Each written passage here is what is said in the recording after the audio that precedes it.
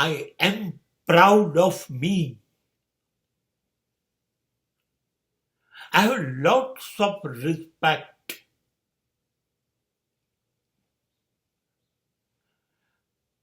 Now I am not going to dream something.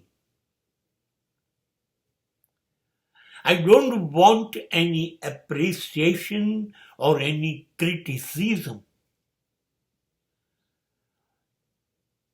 Because I don't want any award or any reward. કારણ શું ખબર છે?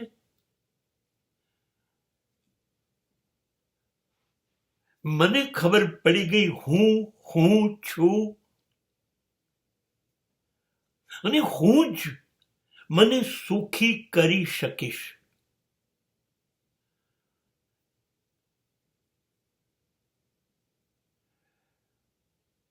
જો હું આ નહીં સમજું તો હું જ મને દુખી કરીશ.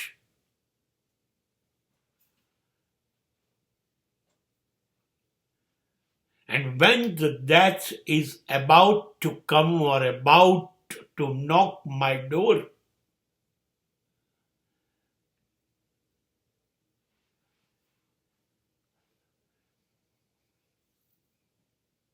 I don't want anything which can disturb me.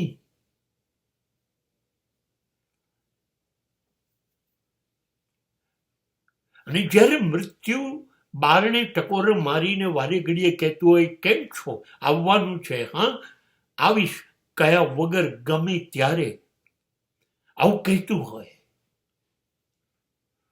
ત્યારે તો એવું નક્કી કરવું મારે મારી જાતને દુઃખી નથી કરવી, સુખી કરવી છે. રસ્તો જડી ગયો.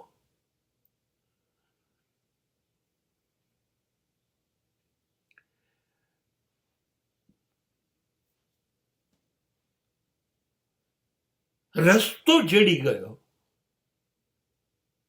હું બધું જ છોડી દઉં. એ સગાઓ હોય, સંબંધીઓ હોય, મિત્ર હોય, સમાજ હોય, સંપત્તિ, સમૃદ્ધિ, સત્તા, પ્રસિદ્ધિ, અરે કશું જ નથી જોઈતું. એક લાત મારીને બધું છોડી દઉં. કર્યું મેં, હા, ખાલી કહેતો નથી, ખાલી વિચાર્યું નથી, લાત મારી દીધી. છોડવા માંડ્યો. જ્યારથી ખબર પડી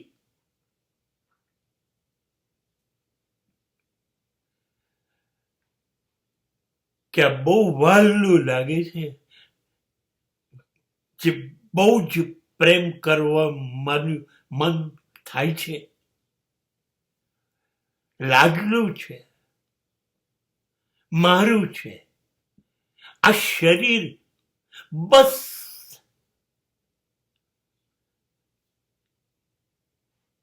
કેટલાક લોકોના ખભે ચડી અને પહોંચી જશે સ્મશાનમાં કાં તો કબ્રસ્તાનમાં. ભળ ભળ બળતી ચિતામાં રાખ થઈ જશે મારું વાલું શરીર. હું એક મુઠ્ઠી રાખ બની જઈશ અને મારું શરીર હવામાં ઓગળી જશે, ધુમાડો બનીને પ્રકાશમાં પ્રકાશ ભળી જશે. તો શરીરને પણ શું કામ પકડું? मैं बिखर जाऊंगा हवाओं में खुशबू बनकर, न रंग होगा न रूप होगा, सिर्फ ख्याले ही ख्याले होंगे. तसव्वुर में कभी आऊंगा तन्हा सी हंसी बनकर, कभी आहट मेरी पाओगे और मुझको न पाओगे, मैं उतना याद आऊंगा जितना मुझे भुलाओगे। कभी खामोश बैठोगे, कभी कुछ गुनगुनाओगे।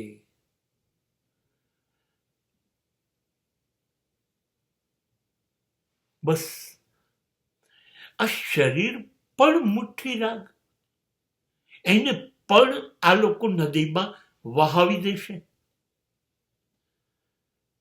હવે સોફા ઉપર બેસીને એ લોકો એક દિવાલ પર લટકાવેલી મારી તસવીરને જોતા હશે. જન્મ કે મૃત્યુના દિવસે એની ઉપરનો હાર બદલતા હશે. તો હું શું કામ કંઈ પણ પકડું? આ મારું છે, આ મારા છે. નથી મારું કે નથી મારા કોઈ પણ એક મુઠ્ઠી રાખના થયા છે. એટલે હવે પકડ તો જ નથી. પકડીશ તો છૂટી જવાની બીક લાગશે, ત્યાં જતું રહેશે. પકડતો જ નથી, પકડતો જ નથી. એટલે હવે એ ડર પણ નથી કે છૂટી જશે. બસ સુખી થઈ ગયો આ જ જન્મમાં.